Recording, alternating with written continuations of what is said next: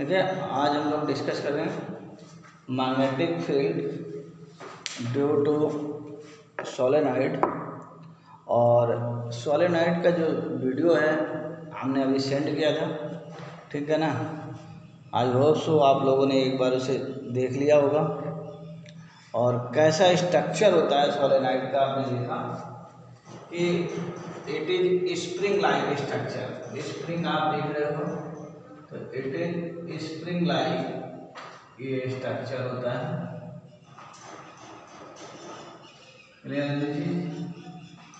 और इस spring like structure को फॉर्म करने के लिए हम लोग क्या करते हैं, सिंपल एक ये सिलेंडर कंसिडर करते हैं। ये सिलेंडर आपको दिख रहा है और इस सिलेंडर में ये लॉन्ग सिलेंडर है ऐसे, और इस सिलेंडर में क्या करते हैं हम लोग कि जो वायर है आपका, जो वायर होता है करंट कैरिंग वायर जो घर अवेलेबल होता है आपके पास, उस अवेलेबल वायर को सिंपल क्या करना है, इसको रैप्ड करना है ऐसे। ये देखिए ये सीक्वेंस में ऐसे रैप्ड कर दीजिए क्लोजली पैक। तो ये स्ट्रक्चर आपको सोलेनॉइड 1 के रेडी हो जाते हैं। क्लियर है दिस चीज? ये आपका स्ट्रक्चर 1 के रेडी हो गया सोलेनॉइड का। तो हम लोग ये भी जान रहे हैं कि ये हम लोग क्यों पढ़ते हैं। तो देखो प्रॉपर्टी जो हम लोग डिस्कस कर रहे थे पहले, एक हमने कैपेसिटर डिस्कस किया, दूसरा रेजिस्टेंस डिस्कस किया, ये तीसरी प्रॉपर्टी है, इसको आगे चल के हम लोग पढ़ेंगे इंडक्टर। इंडक्टर का भी सर्किट में बहुत बड़ा रोल रहता है, किस तरीके से करंट को मैनेज करता है। और बिल्कुल जैसे मैकेनिक्स में इनर्शिया या कैपेसिटर का रोल होता है कि एनर्जी लॉस नहीं करता है। कैपेसिटर क्या करता है, इलेक्ट्रिकल एनर्जी स्टोर करता है और सप्लाई करता है। सिमिलरली इसको हम देखेंगे आने वाले चैप्टर में, ईएमआई में ये यूज होगा ये पार्ट। तो ये क्या करेगा, एज ए इंडक्टर इसका बिहेवियर होगा और ये मैग्नेटिक एनर्जी स्टोर करेगा और हमारे सर्किट को सप्लाई करेगा। तो बहुत ही यूजफुल डिवाइस है, इसलिए हमने वीडियो सेंड किया कि जैसे आपको बिल्कुल क्लियर हो जाए कि स्ट्रक्चर क्या है इसका।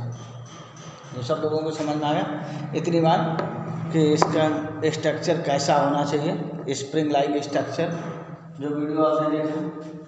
उसके करस्पॉन्डिंग देखिए यहाँ पे जो करंट की डायरेक्शन, मान लीजिए ये करंट है और ये करंट यहाँ से पास कर रही है, तो हमारे पास ये जो कॉइलिंग आप करंट दिख रही है आपको ऐसे आ रही है, यूँ बाइंड अप हो रही है करंट।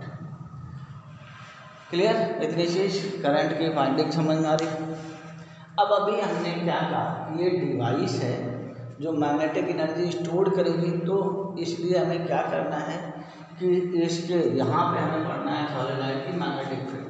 इसका मतलब यहाँ पे मैग्नेटिक फील्ड का एग्जिस्टेंस कैसे है, वो बिहेवियर के बारे में जानना है।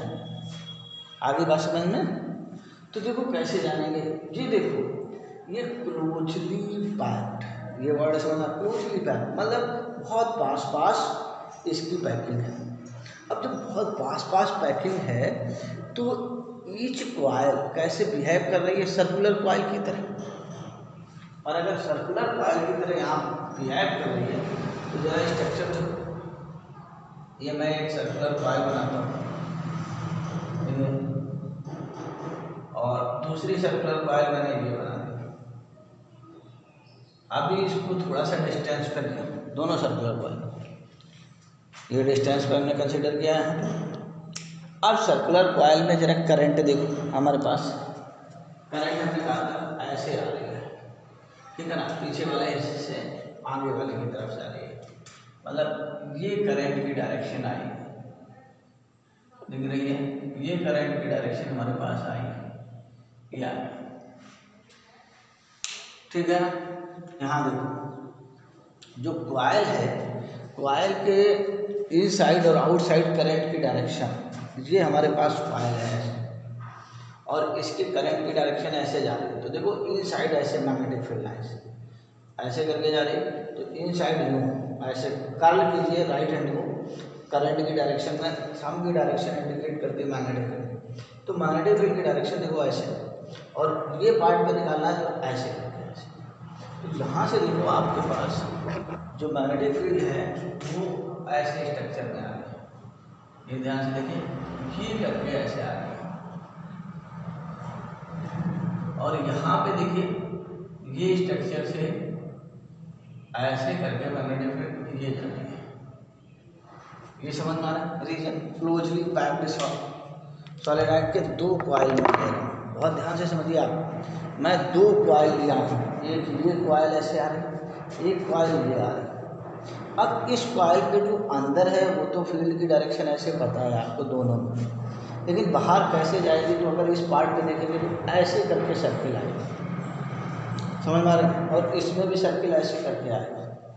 तो अब ये सर्किल से देखो, यहाँ से ये जो फील्ड है अंदर की तरफ आ रही है, और ये फील्ड इस जगह पे जो यहाँ पे है ये बाहर की तरफ जा रही है।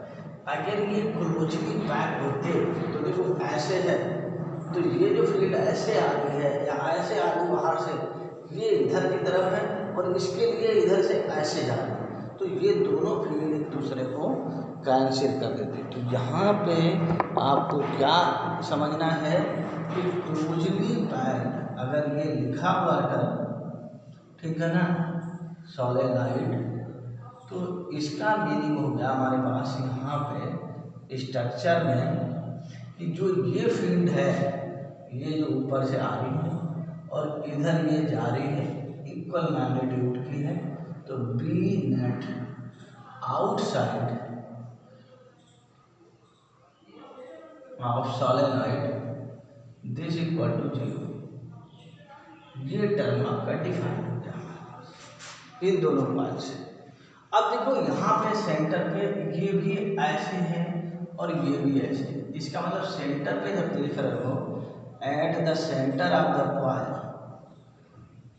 सेंटर ऑफ कॉइल लिखोगे तो डायरेक्शन देखो दोनों में सेम डायरेक्शन आ रही, कैसे आ रही सेंटर पे, सेंटर ऑफ द कॉइल, ये B1 है और ये भी B1 है मान लीजिए, तो देखो B1 प्लस B1 ये ऐड हो रही है हमारे पास। तो जितनी भी कॉइल हैं सेंटर पे सबकी फील्ड ऐड हो रही है। क्लियर इतना चीज, ये रिलेशन आपको समझ में आ रहा है यहाँ पे। इसका मीनिंग ये हुआ हमारे पास जो स्ट्रक्चर है, जो सेंटर पे फील्ड जा रही है वो एडिशन में जा रही है और आउटसाइड जीरो।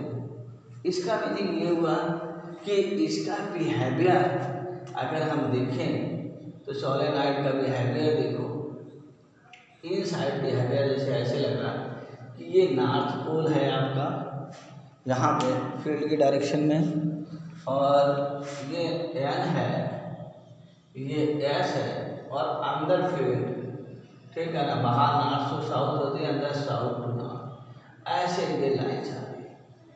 इसका मतलब जो टोटल एरिया आपको दिख रहा है इसके अंदर, ये कॉइल का एरिया है, इसके इन साइड फील्ड की डायरेक्शन ऐसे आ रही है, और इसकी वजह से यहाँ सब कैंसिल हो गया।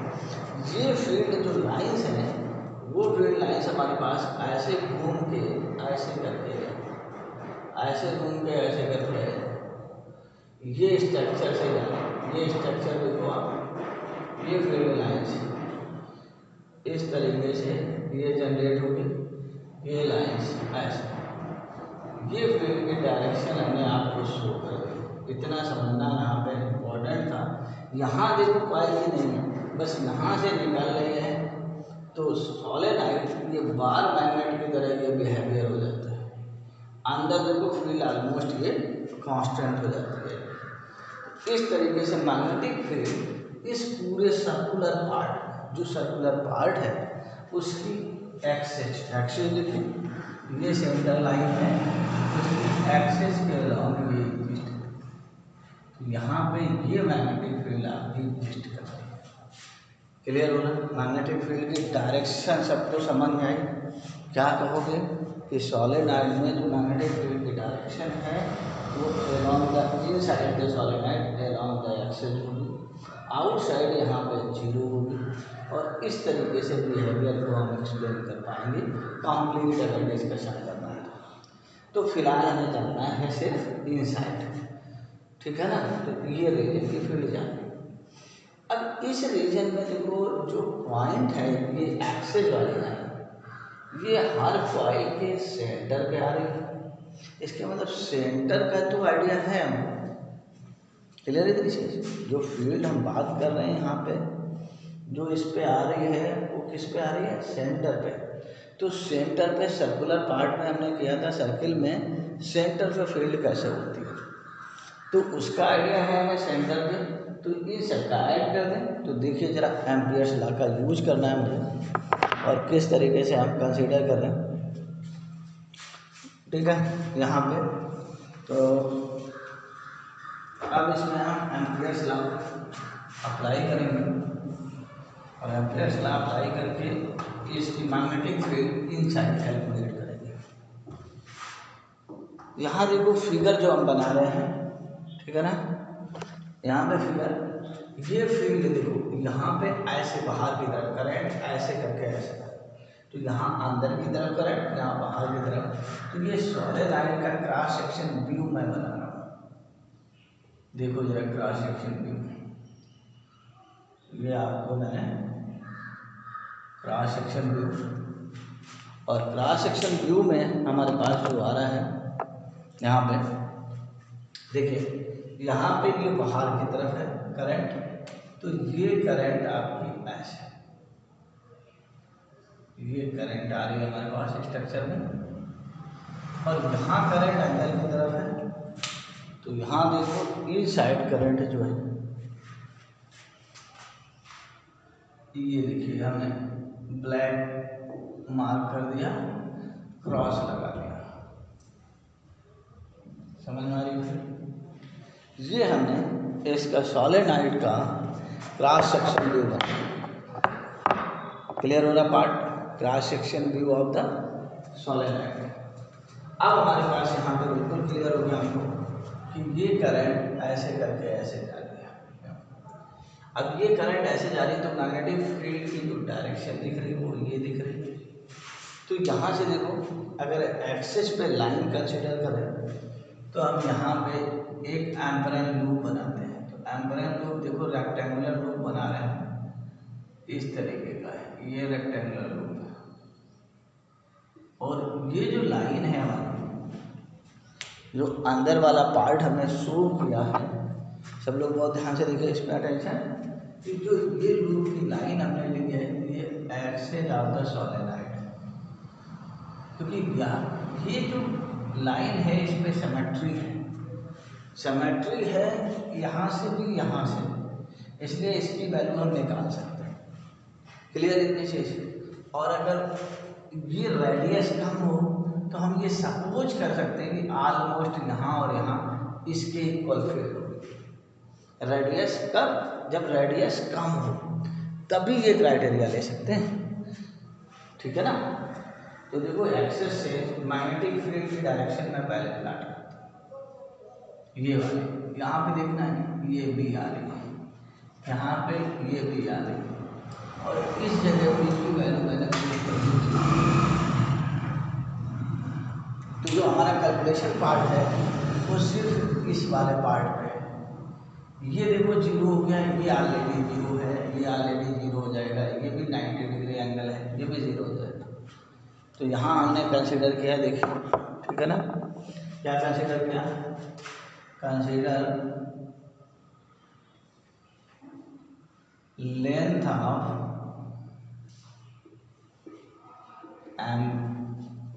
एम्पियर लूप इज L, ये हमने लेंथ ले ली, and number of turns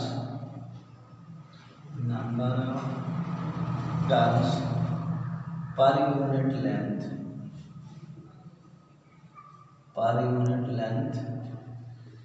is n, ठीक है ना। मतलब 1 मीटर में पर यूनिट लेंथ का मीनिंग हमारा यहाँ ये है, आपको ये समझना है कि 1 मीटर लेंथ है, ऐसा ही यूनिट लेना है, ठीक है। तो 1 मीटर में n, तो देखिए हम यहाँ पर अप्लाई करते हैं। तो इस L लेंथ जो लूप बना, लूप के इनसाइड करंट कितनी आएगी, तो इसलिए करंट इनसाइड द लूप अगर हम डिस्कस करें यहाँ पे, तो हमारे पास देखो यहाँ पे करंट इनसाइड द लूप, तो इनसाइड द लूप की बात कितनी करंट इनक्लोज होगी। देखो एक टर्न में करंट आई है और यहाँ पे लेंथ L है, तो टोटल नंबर ऑफ टर्न कितने हो गए NL, तो टोटल करंट कितने हो गए NLI। ये टर्म समझ में आ रहा है सबको। फिर से सुनिए क्या कह रहे हैं यहाँ पे कि एक टर्न की जो करंट है हमारे पास वो I है और N जो है number of turns per unit length है। तो L लेंथ, ये जो हमारा लूप दिख रही है, इस लेंथ में कितने टर्न होंगे, तो N इंटू L और टोटल करंट कितनी हो जाएगी NLI। अब यहाँ पे हम अप्लाई कर लेते हैं। तो देखो जरा इसका नेमिंग कर देते हैं P Q R और S। और देखो यहाँ पे एम्पैरेलल लूप की डायरेक्शन भी मैंने ऐसे ले ली, ये DL वेक्टर हमारे पास सब जगह दिख रहा है आपको, DL वेक्टर दिख रहा है कि नहीं, DL वेक्टर की डायरेक्शन यहाँ पे, ये DL वेक्टर क्लॉकवाइज या फिर एंटी क्लॉकवाइज होगा, तो हमने ऐसे ऐसे पूछ लिया। अब ये फॉर्मूला हमने लिखा into B.dl this equal to mu not I है, ये फार्मूला। इस फार्मूले के करस्पॉन्डिंग हम लोग बात करते हैं। आप देखो इसको ब्रेक करते हैं, लूप पे अप्लाई करते हैं यहाँ पे, तो ये हमारे पास आ जाएगा B.dl क्लोज पे PQ आ गया, पहले सबसे पहले PQ, फिर B.dl हमारे पास आ जाएगा यहाँ पे दूसरा पार्ट, ठीक है ना, पूरा कंप्लीट ले लेते हैं। QR third part B.dl this equal to हमारे पास RS और फिर B.dl दिस कितना हो गया SP, ठीक है ना, this equal to mu not NLI total current. ये आपका एक्सप्रेशन क्लियर है। अब इधर देखो, यहाँ पे फिर से समझ लो लूप में, ये देखो B.dl cos 0 है, इसके लिए थीटा 0 है, तो यहाँ पे ये थीटा एंगल 0 हो गया B और DL के बीच में, यहाँ पे थीटा π/2 हो गया, और यहाँ पे B 0 है तो ये 0 हो गया, और यहाँ पे भी थीटा π/2 हो गया। समझ में आ रही बात। तो इसलिए सिंपल ये पार्ट बच गया, क्या बच गया, B.dl, B आपका बाहर हो गया, ये आपका DL आ गया, cos 0 1 हो गया, ये पार्ट सीधा 0 में चला गया। दिस इक्वल टू ये हमारे पास आ गया म्यू नॉट NLI।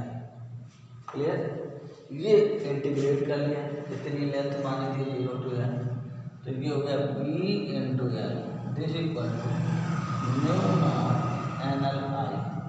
यहाँ से देखो L से L एलिमिनेट हो गया, क्या हो गया हमारे पास म्यू नॉट NI, और ये जो मैग्नेटिक फील्ड आ रही है along the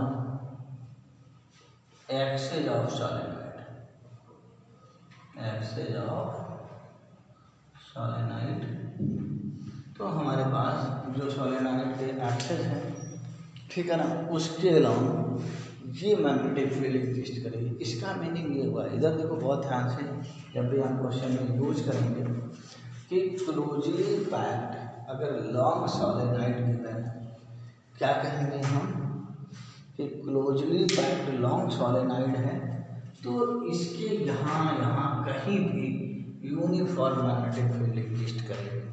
तो ये एक्सप्रेशन हमारे पास हो गया closely packed long solenoid. Closely pack long solenoid. Idea समझ में आया? अब हम देखो, अब क्लोजली पैकिंग तो ठीक है, ये क्लोज हो, लेकिन लॉन्ग सोलेनॉइड का मतलब क्या हुआ है? हमें कैसे आइडिया लगे कि ये लॉन्ग सोलेनॉइड है? तो इसके लिए, इस आइडिया के लिए आपको क्या देखना है कि लेंथ जो है इस सोलेनॉइड की compare to radius of coil is very large. क्या देखोगे? इस स्टेटमेंट को अगर देखें हम क्लोजली पैक को, तो इसको यहाँ लिख देता हूँ मैं, ठीक है ना? क्या length is much larger than radius of coil. और अभी मैं इस पे एक एग्जाम्पल दूँगा। अभी इसमें आपको मैंने जो असाइनमेंट भेजा है उसमें एग्जाम्पल भी दिया हुआ है इसका, कि कैसे हम इसको रिकॉग्नाइज कर पाएंगे कि ये लॉन्ग सोलेनॉइड है, ये एग्जाम्पल के साथ। तो ये आपको क्लियर हुआ कि किस तरीके से हम यहाँ पे मैग्नेटिक फील्ड कैलकुलेट कर पाए इस सोलेनॉइड की, लॉन्ग सोलेनॉइड की। क्लियर? एम्पियर लॉ यूज करके। अब यहाँ पे देखो हमारे पास जो है दो टाइप के हमने यहाँ पे आपको ग्राफ बनाए हुए हैं, क्योंकि हमें ग्राफ में दोनों टाइप का क्वेश्चन, कैसे बोर्ड में क्वेश्चन जो पूछा जाता है वो आइडियल सोलेनॉइड का ही होता है, और जो कंपटीशन पॉइंट ऑफ व्यू से है उसमें दोनों पार्ट आपका इन्वॉल्व हो सकता है, रियल और आइडियल। क्लियर है चीज? तो जरा ग्राफ पे आते हैं तो और इसका डिस्कशन करते हैं कैसे पार्ट को कैलकुलेट करेंगे। तो ग्राफ इसका देखिए, यहाँ पे हमारे पास आइडियल सोलेनॉइड का पहले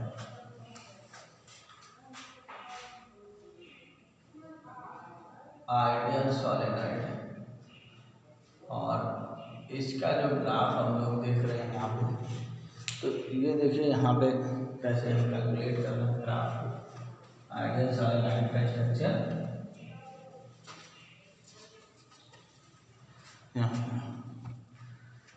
आइडियल सोलेनॉइड कैसे देखोगे? देखो अंदर देखो, ये सोलेनॉइड है और साउथ टू नॉर्थ जा रही है। ये हम मानते हैं कि साउथ टू नॉर्थ हमारे पास जो ये मैग्नेटिक फील्ड है, ये 10th में आपने पढ़ा है, ये यूनिफॉर्म है, तो ये कांस्टेंट वैल्यू है, सारी ऐड हो रही है। तो ये कांस्टेंट वैल्यू कितनी होगी? म्यू नॉट एन आई। लेकिन जब एंड पे जाएंगे तो कॉइल से सोचना शुरू करो। कॉइल का मैंने ग्राफ बताया था, आपको याद हो कि कॉइल केस में जब हम मैग्नेटिक फील्ड निकालते हैं तो ये स्ट्रक्चर आता है, ऐसे करके ऐसे फिर हो जाता है। ये magnetic field P versus R graph, ये कॉइल का ग्राफ है हमारे पास। तो जरा लास्ट में जब आएंगे, ये कॉइल का सेंटर है, क्लियर आपको? ये कॉइल का सेंटर है। सेंटर पे तो देखो मैक्सिमम है, इसके बाद ये डिक्रीज कर रही है। इसका मीनिंग ये हुआ कि जब सोलेनॉइड के एंड पे जाएंगे हम यहाँ पे, तो ये फील्ड की वैल्यू हमारी रिड्यूस हो जाएगी, इधर जाएंगे, क्योंकि इधर कम, इधर बीच में आएंगे तो ये सबका कंट्रीब्यूशन है, तो सबसे ज़्यादा कहाँ होगा? सेंटर पे। तो आइडियल का केस जब हम लोग प्लॉट करते हैं, इधर देखो ये लेंथ ऑफ द सोलेनॉइड पहले ले ली हमने, ये एल है। अब इसका एक एंड यहाँ पे है, एक एंड यहाँ पे है, ये वन एंड है, और हमारे पास ये आपका आधा एंड है। क्लियर? दोनों ये सोलेनॉइड। अब बीच में जो आपने एक्सप्रेशन निकाला, बीच में बी की वैल्यू कितनी निकाली? म्यू नॉट एन आई। तो ये जो एक्सप्रेशन है आपका, ये फील्ड, ठीक है ना, ये फील्ड हमारे एग्जिस्ट कर रही है बीच में। ये वाला जो पार्ट आ रहा है, जो सोलेनॉइड है, ये पार्ट तो एग्जिस्ट कर रहा है हमारे पास सोलेनॉइड में, ठीक है। और इसके बाद जो ये आ रहा है, जब एंड पे आ रहा है तो ये रिडक्शन होगा। तो देखो ये जो वैल्यू है इस ग्राफ से यू रिड्यूस ऐसे आता है। इसका मतलब ये जो स्ट्रक्चर आपका बनता है, ये स्ट्रक्चर यहाँ से ऐसे करके और ये हो जाता है हमारे पास। इसको थोड़ा सा और सही बनाइए कि जब इसकी वैल्यू हमने कैलकुलेट की थी तो इसकी हाफ वैल्यू आती है यहाँ से। देखिए अभी आगे बताएंगे, इसकी वैल्यू हाफ आती है ये वाली। तो ये स्ट्रक्चर हमारे पास ऐसे करके इस तरीके से ग्राफ हमारा आ जाता है, समझ में ये। तो हमें क्या यूज करना होगा, ये बी का ग्राफ है, बी वर्सेस एल ग्राफ। अगर लेंथ ऑफ द सोलेनॉइड देखते हैं तो लेंथ ऑफ द सोलेनॉइड हमारा ग्राफ है। तो जो हमारे पास ये भी लाइन दी हुई है, जो हम देख रहे हैं ये वाली वैल्यू, ये बी की वैल्यू हमारे पास म्यू नॉट एन आई है मैक्सिमम। इसलिए जितना भी एप्लीकेशन पार्ट है उसमें हम लोग किसको यूज करते हैं, इस वाले पार्ट को, क्योंकि म्यू नॉट एन आई जब भी कुछ ना दिया हो कि एंड पे आपको कैलकुलेट करना है, ठीक है ना, तो हम लोग क्या मान के चलते हैं, ये सपोज करके चलते हैं कि जो ये सोलेनॉइड है हमारा, ये सेंटर वाले पार्ट में है और उसके करस्पॉन्डिंग जो हमारी मैग्नेटिक फील्ड की है, ठीक है ना। तो बोर्ड के केसेस में हम लोग इस वाले पार्ट को यूज करते हैं। जहाँ तक हमारा कंपटीशन पॉइंट ऑफ व्यू का, ठीक है ना, क्वेश्चन अराइज होता है तो उस पर ये देखो यहीं से रिडक्शन किया गया है ऐसे रखा। तो कभी कभी क्वेश्चन इससे डायरेक्ट आपसे पूछ लिया जाता है, ठीक है ना, कि यहाँ पे वैल्यू कितनी आती है। तो ये वैल्यू जो ये बी मैक्स है इसकी हाफ वैल्यू हो जाती है। तो मतलब ये value B equal to B max by, तो समझ में आ रही है, that means mu not an I by 2, ये वैल्यू आ जाती है। क्लियर नीचे। तो ये हमारा यहाँ पे था कि प्रैक्टिकली कैसे देखेंगे वो अलग चीज़ है, लेकिन जो हम लोग क्वेश्चन करते हैं आइडियल केसेज में वो इससे करते हैं। लेकिन जरा प्रैक्टिकल देखें जरा, ठीक है ना।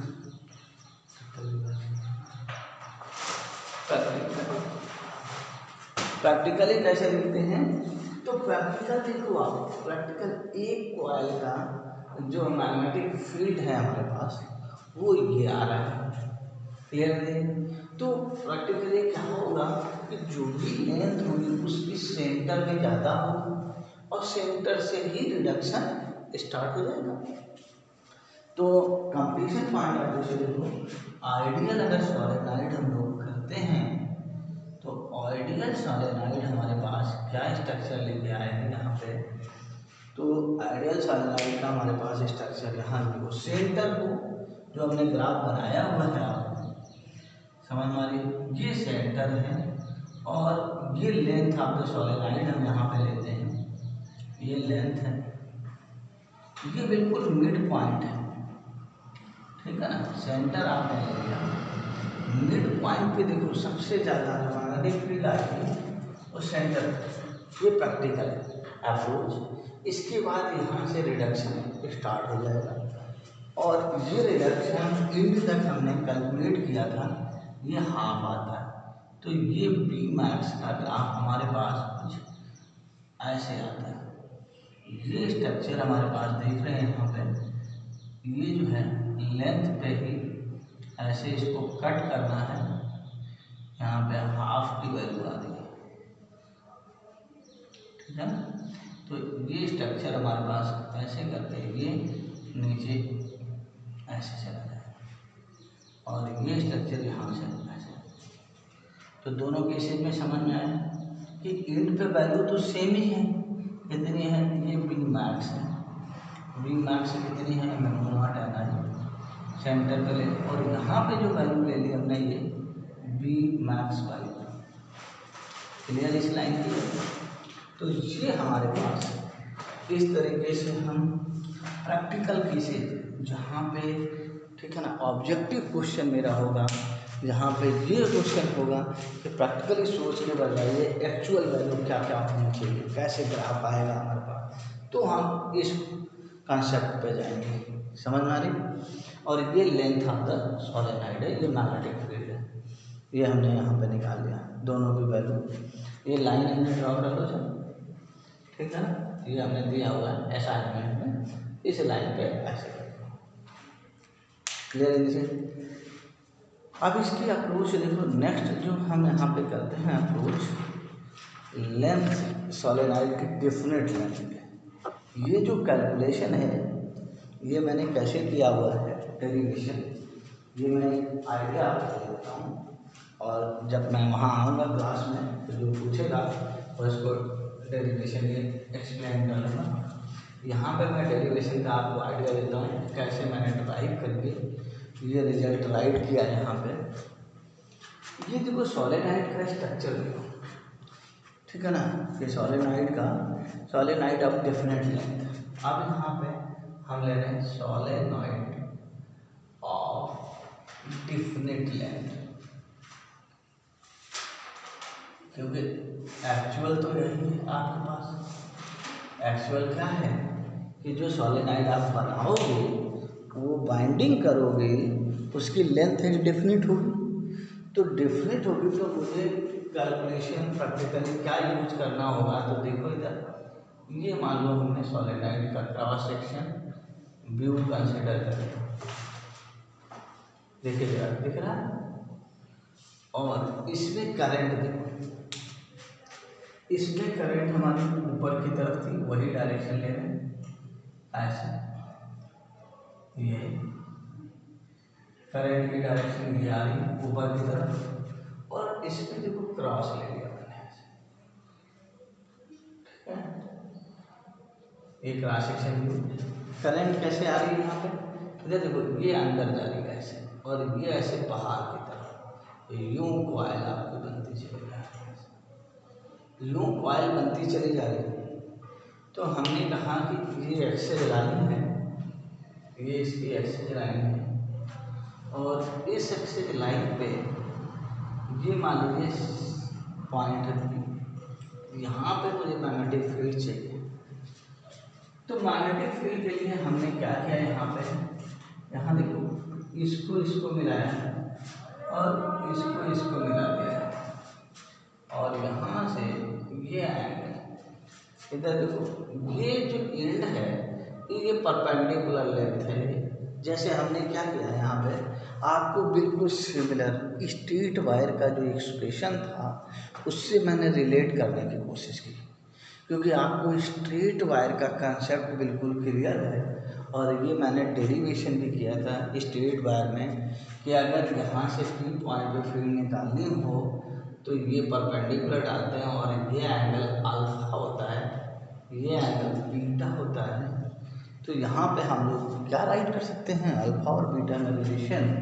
तो हमारे पास ये expression v = mu naught ni/2 sine alpha plus sign beta, ये जो वैल्यू आ रही है ये जनरल एक्सप्रेशन हमारा आ गया मैग्नेटिक फील्ड का, किसी भी पॉइंट पे आप निकाल सकते हो।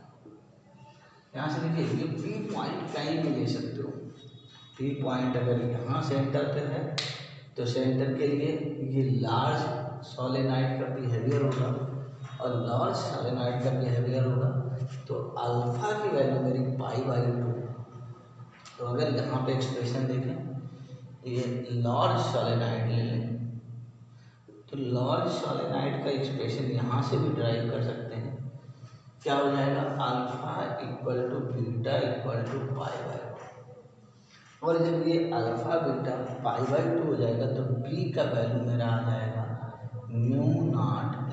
तो देखो, वही जो रिलेशन आपने उसमें ड्राइव किया है किस मेथड से, एम्पियर सर्क्यूटर लॉ से मैग्नेटिक फील्ड को फाइंड आउट किया है, उसमें जो वैल्यू आ रही थी हमारे पास, वही वैल्यू यहाँ इस एक्सप्रेशन से जो हमने ड्राइव किया है, किससे, ये जो एक्सप्रेशन हमारा डेरिवेशन है, जो कॉइल की फील्ड निकाली है, किसकी निकाली, कॉइल की। कैसे, यहाँ से इस तरफ जाएंगे तो n नंबर ऑफ टर्न पर यूनिट लेंथ तो यहाँ से x लेंथ पे dx का एलिमेंट ऐसे कट किया ये, और ये dx लेंथ में नंबर ऑफ टर्न कितने हो जाएंगे n dx, और इस कॉइल की वजह से इसके एक्सिस पे फील्ड का मैंने फार्मूला यूज किया है, और अकॉर्डिंग टू दैट फार्मूला, उस फार्मूले पे ध्यान दीजिए आप कि जो फार्मूला मैंने यूज किया है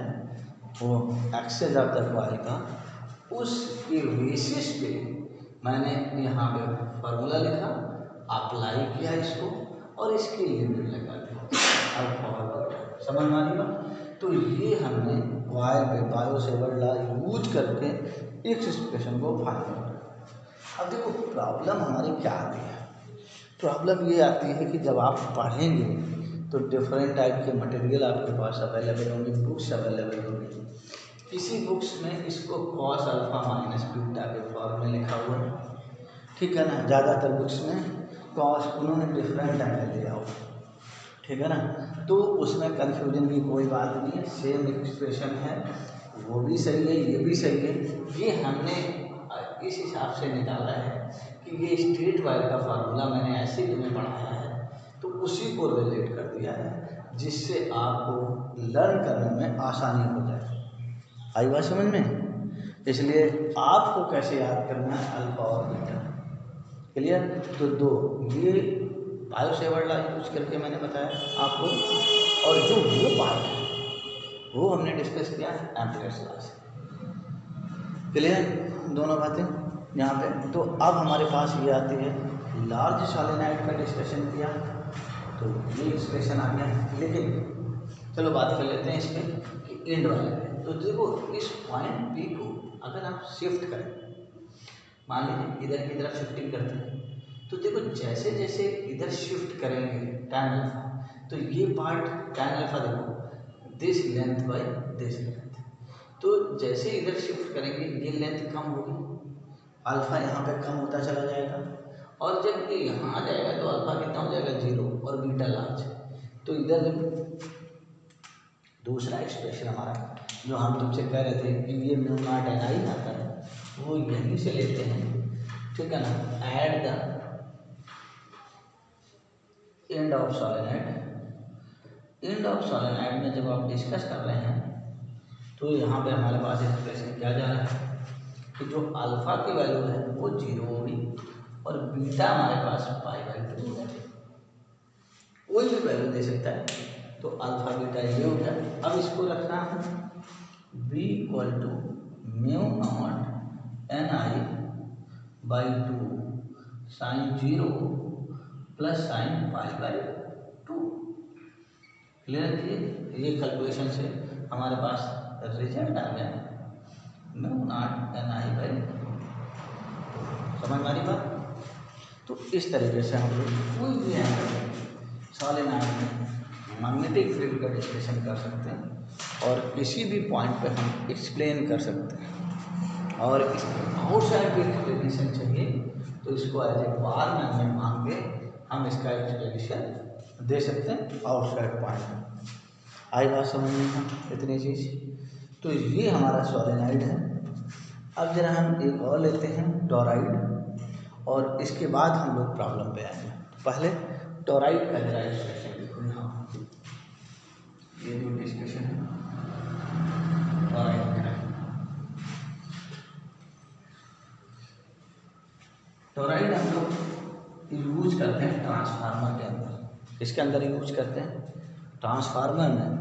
और ट्रांसफार्मर जो हमारा लगा होता है उसमें मैग्नेटिक फील्ड की वैल्यू में मैग्नेटिक फील्ड क्रिएट करनी होती है, ठीक है ना। स्टेप अपर स्टेप डाउन आगे पढ़ेंगे हम लोग ट्रांसफार्मर को। तो टोराइड है क्या? बिल्कुल सिंपल। टोराइड और सॉलिनॉइड में थोड़ा सा स्ट्रक्चर का डिफरेंस है। ये हमारे पास टोराइड है तो सिर्फ स्ट्रक्चर का डिफरेंस है।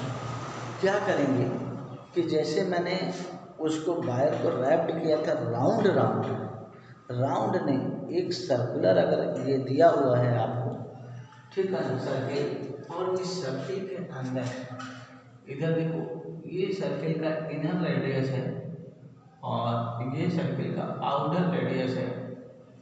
दिख रहा है आपको ज्योमेट्री, इनर और आउटर।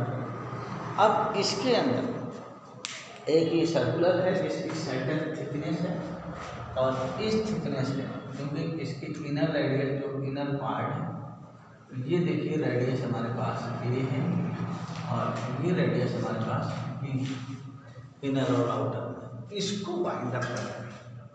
तो देखिए यहाँ पे इस तरीके से इसको हमने बाइंड अप किया वायर, बात समझ में आया? वायर लिया, वायर के ऊपर इंसुलेटेड मटेरियल जरूर होना चाहिए, जो आप हाथ में पकड़ते हो वायर, वैसे ही वायर को रैप करना है। क्यों? क्योंकि करंट हमें क्या रिक्वायरमेंट है, current flow in the form of wire, coil to coil flow करनी चाहिए। आई बात समझ? ये देखिए हमारे पास यहाँ है, ये स्ट्रक्चर बना दिया, यहाँ से एक से करंट आ रही है, दूसरे पे करंट यहाँ से पास कर रही है। देखो जरा, जहाँ पे करंट आ रही है इस तरीके से ऐसे स्ट्रक्चर बन रहा है और यहाँ से करंट जा रही है, तो ऐसे बन रहा है। तो यही मैग्नेटिक फील्ड ऐसे, इसका मतलब इसकी एक्सेस पे मैग्नेटिक फील्ड जो आ रही है हमारे पास, इधर देखो, उसी को सोलेनाइड को समझना है। ये सोलेनाइड था और उसी स्ट्रक्चर को हमारी जो करंट निकल रही है इधर से रेड लाइन से गुजरा है, ये वाले पार्ट, ये जो है हमने एक्सिस बना दी, ये मैग्नेटिक फील्ड लाइंस ऐसे ये सर्किल में एग्जिस्ट कर, समझना। तो देखो सर्कुलर मैग्नेटिक फील्ड लाइन इस तरीके से लूप बनते चले जाएंगे और ये सर्कुलर मैग्नेटिक फील्ड का एग्जिस्टेंस आगे बिल्कुल उसी सोलेनाइड को ऐसे करके ऐसे मोड़ देंगे, जो सर्कुलर बना देंगे आप स्ट्रक्चर में, तो आपको ये टॉराइड बन के रेडी हो जाएगी। तो कुछ लोग ये भी कहेंगे कि एक्सप्रेशन भी सेम रहेगा, बिल्कुल एक्सप्रेशन सेम रहेगा, उसमें कोई चेंज नहीं आएगा। भाई जब हमने कुछ किया ही, हमने उसको स्ट्रक्चर को चेंज कर दिया, क्या कर दिया, सर्कुलर, तो मैग्नेटिक फील्ड लाइंस जो मेरी थी वो स्ट्रेट ना होके के इसमें आ गई, सर्कुलर पार्ट में आ गई, तो हमने उसको सर्कुलर पार्ट में कर दिया, ये मैग्नेटिक, ठीक है ना। तो यहाँ पे देखो मेन रेडियस कौन सी होगी हमारे पास, ये जो एक्सिस तक की डिस्टेंस है इसको हम लोग मेन रेडियस बोलते हैं। तो आर मेन जो है हमारे पास, मेन रेडियस कितनी आ गई इसकी, अगर यहाँ से मैं चेक करूँ तो देखो इन दोनों का एवरेज है, तो ये हो गई ए प्लस बी बाई 2, कितनी आ गई, ए प्लस बी बाई 2, ये मेन रेडियस होगी हमारे पास। अब मेन रेडियस होगी तो magnetic field as it is, लेकिन मैं डेरिवेशन करता हूँ, एक्सप्रेशन वही आना चाहिए। यहाँ पे हम दे देते हैं total number of turns, total number of turns this equal to capital है, इस फॉर्म में लाते हैं, क्योंकि जनरली हमें यहाँ पे टॉराइड के केस में टोटल नंबर ऑफ टर्न की करते हैं, तो इस एक्सप्रेशन में लाते हैं। तो देखो टोटल नंबर ऑफ टर्न्स हमारे n हो गए। अब एम्परर लूप बनाना है, तो लूप देखो जो मैग्नेटिक फील्ड आपको दिख रही है बच्चों, कैसे दिख रही है magnetic field lines eight along the axis, इसका मीनिंग क्या होगा कि अगर ये एक्सिस के अलोंग ही हम इस लूप को बनाएं, एम्परर लूप देखो, एम्परर लूप हमने बनाया है इस एक्सिस के अलोंग, ये तो यहाँ पे बी और डी है, जो बी दिख रहा है और डीएल वेक्टर दिख रहा है, ये इन दोनों के बीच का एंगल है, तो बी और डीएल के बीच का एंगल दोनों वो बराबर है, ऐसे दोनों एक ही पॉइंट पे टेंजेंट किसी को देखें, बी और डीएल ये दोनों इस तरीके से ईच पॉइंट का है, इसका मतलब थीटा हमारे पास क्या होगा, जो ये थीटा किसके बीच है, angle between B and D, angle between magnetic field B vector and D L vector. तो अब आपको समझना है बी और डी एल हर पॉइंट पे होगी, तो हमारे पास यहाँ पे एक्सप्रेशन आता है B dot D L this equal to mu naught I net, पहले लिखेंगे ये एक्सप्रेशन, यहाँ तक समझ मारा। अब इस एक्सप्रेशन में देखो डी डी एस सेम है और एक्सिस पे है तो मैग्नेटिक फील्ड का मैग्नीट्यूड भी सेम होगा। तो मैग्नीट्यूड सेम होगा तो यहाँ पे हम एक्सप्रेशन में लिखेंगे B D L cos 0 this equal total number of turns हमारे एन है तो टोटल करंट क्लोज कितनी हो गई एन आई। समझ में आ रही है। अब इधर देखो बी को इंटीग्रेशन से बाहर क्यों, क्योंकि ईच पॉइंट पे जो मैग्नीट्यूड ऑफ मैग्नेटिक फील्ड होगा वो क्या होगा सेम रहेगा। तो ये हम लिख सकते हैं बी ये इंटीग्रेशन में D L this equal to mu not N D L. देखो डी एल क्या आ जाएगा, ये सर्कमफ्रेंस का देखिए पूरी, तो ये सर्कमफ्रेंस से क्या लिख सकते हो 2 इंटू मीन रेडियस पे लिया आर है तो बी इंटू 2 पाई आर है, ठीक है ना। This equal to mu not an I ये होगा।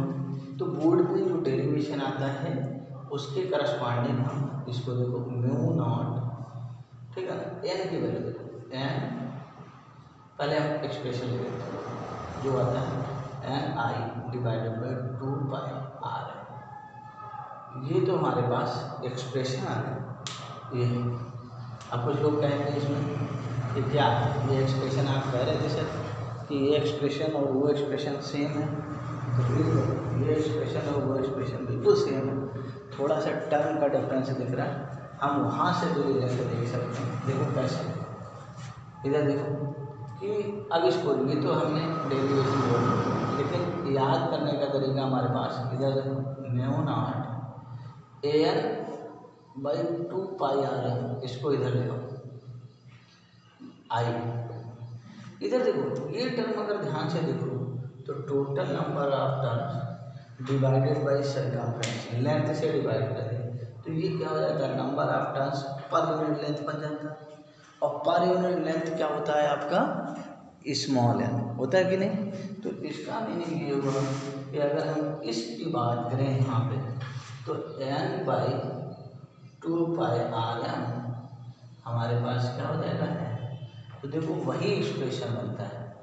तो अगर क्वेश्चन में तुम्हें टोराइड का फार्मूला नहीं ना आता है क्लियर, तो आप सॉलिनॉइड का फार्मूला अप्लाई कर दीजिए और जो भी टर्म आपको दिया हुआ है कैपिटल एन दिया हुआ है आर एम दिया हुआ है, इन दोनों को आपस में रिलेट कर दीजिए यहाँ से, बस आपके पास अपने आप क्वेश्चन सॉल्व हो जाएगा। ये तो बेसिक आइडिया हमने क्या देखा कि मैग्नेटिक फील्ड लाइंस जो टोराइड थी सॉलिनॉइड थी उस केस में हमने देखा, ठीक है ना। तो आप लोग एक बार उसको वीडियो को भी देख लीजिए ध्यान से, इस चीज़ को रिवाइज कर लीजिए पूरा और रिवाइज करने के बाद कल हम लोग इस पे दोनों पे डिस्कशन करेंगे, किस पे प्रॉब्लम रिलेटेड कि किस तरीके से हम लोग अप्लाई करेंगे। और कल जो मैंने प्रॉब्लम दी थी उनको भी पहले रिवाइज कीजिए, सॉल्व करके भेजिए, ठीक है ना। काम करना शुरू कीजिए ढंग से तो ये चीज़ें क्लियर होंगी। ओके।